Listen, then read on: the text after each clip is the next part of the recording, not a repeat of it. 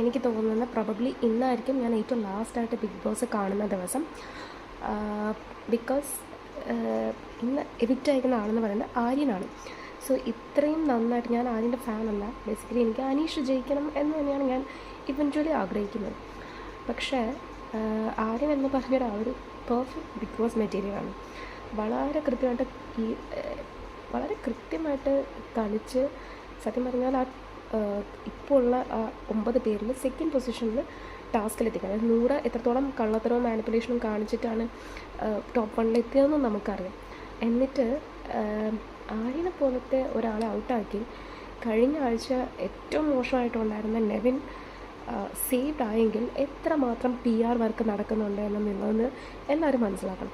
Probably നമുക്കിതിൽ ചെയ്യാവുന്ന ഒരേ ഒരു കാര്യം എന്ന് പറയുന്നത് ഇത്രയും വൃത്തികെട്ട ഒരു ഷോ ഇത് ശരിക്കും പറഞ്ഞാൽ പണ്ട് ഏഷ്യാനിലുണ്ടായിരുന്ന ഐഡിയ സ്റ്റാർ സിംഗറിൻ്റെ സെയിം പാറ്റേൺ ആയിട്ടാണ് എനിക്ക് ഫീൽ ചെയ്യുന്നത്. അന്നും ഇതേ സെയിം പ്രോബ്ലംസ് ഉണ്ടായിരുന്നു. നന്നായി പാടുന്ന ആൾക്കാർ വോട്ടിൻ്റെ ബേസിസിൽ പുറകിലായി പോവുക. So this is really unfair.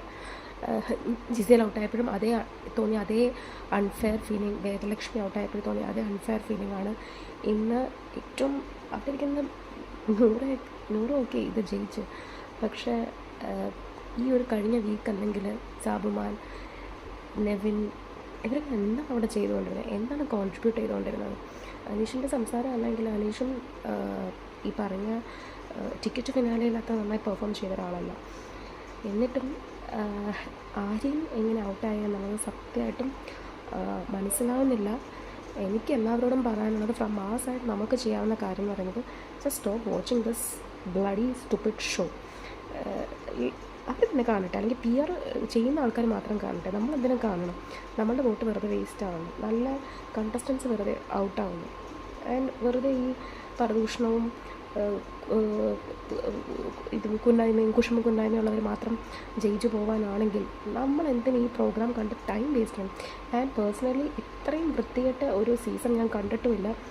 ഇത്രമാത്രം വിമൻ കാർഡ് എടുക്കുന്ന സ്ത്രീകൾ ഇതുവരെ ഒരു ബിഗ് ബോസ് ചരിത്രത്തിലും ഉണ്ടായിട്ടില്ല. I feel so pity.